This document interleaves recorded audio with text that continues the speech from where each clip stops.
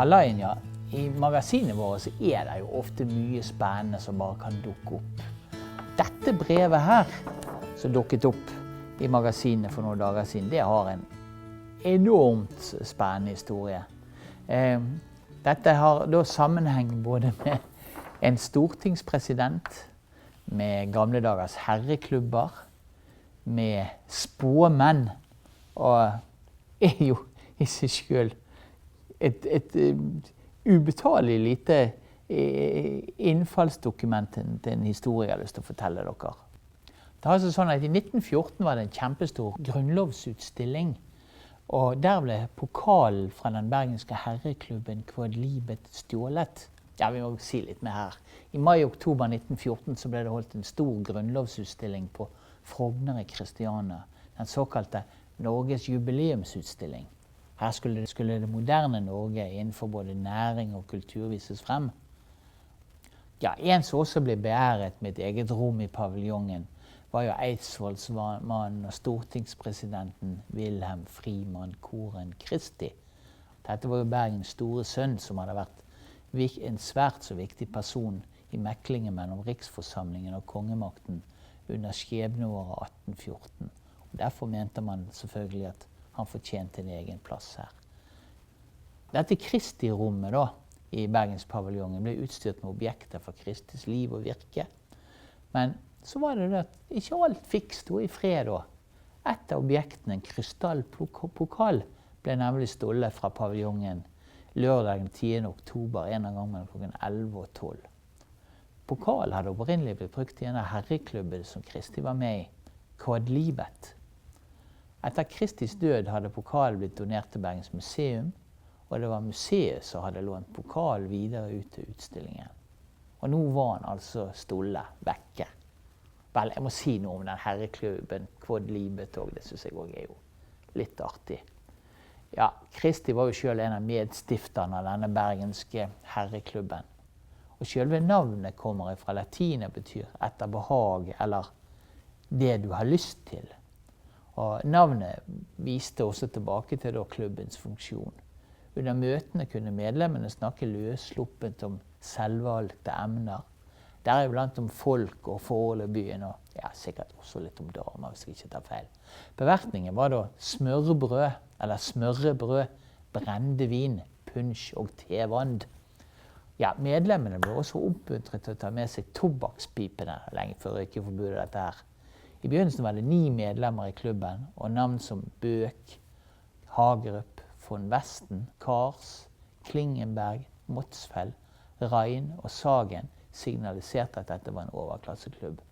Ja, her ser dere silhuetter av Quodlibets 9 første og svært celebre medlemmer, hvor hele 6 var innom Stortinget I 10 år etter 1814. Men, ikke alle var fornøyd med møtevirksomheten etter hvert. Klingenberg for eksempel klaget over at klubben hadde utartet til et drikkegilde.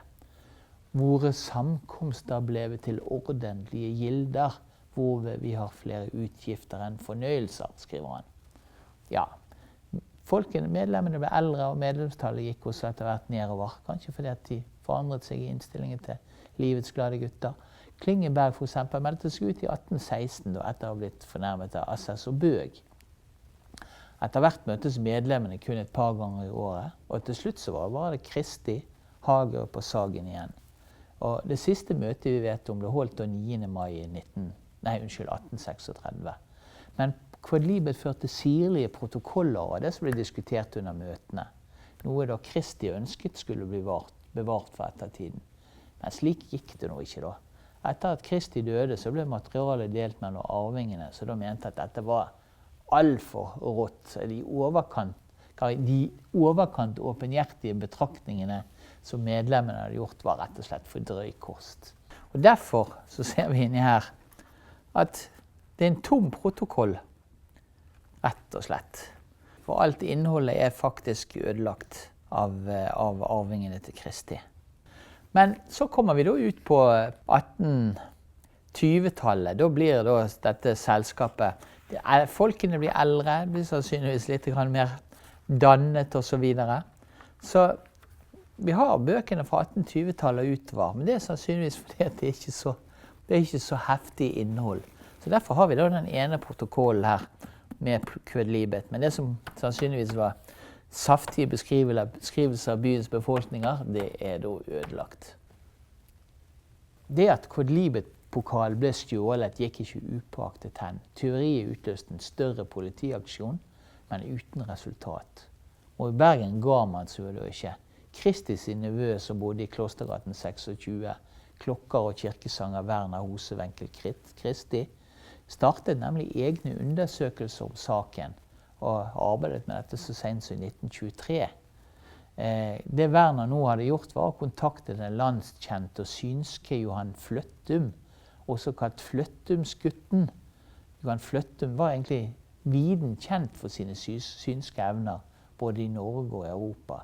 Så allerede så tidlig i 14-årsalderen, så vidt jeg husker, var han kjent for sine evner.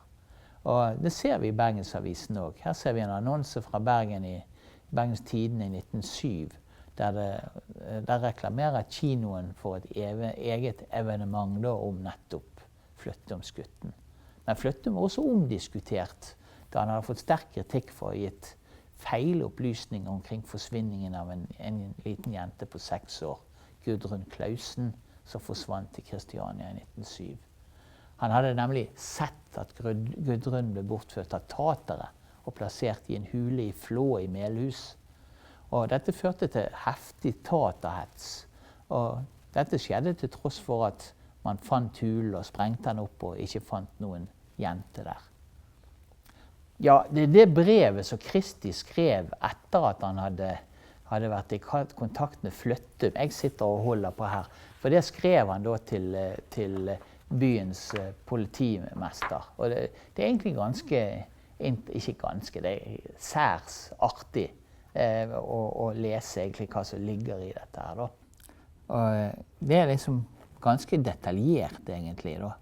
Fløttum forteller da at protokollen var stjålet av 2 personer som ikke lenger befant seg i Norge. Og så er det signalement da.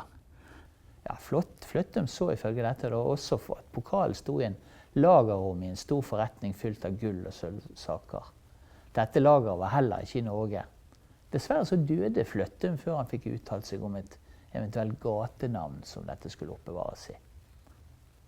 Vel, så Kristi skrev dette brevet og valgte å gi informasjon han hadde videre til politimester Sør i Kristiania. Han ba i samme slengen politiet om å kontakte den synske Marcello Haugen, da han gjerne kunne kommet med ytterligere opplysninger om saken.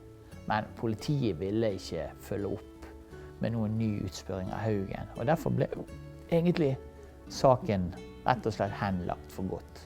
Men det har jo allikevel gitt oss en knakende god historie, synes jeg da.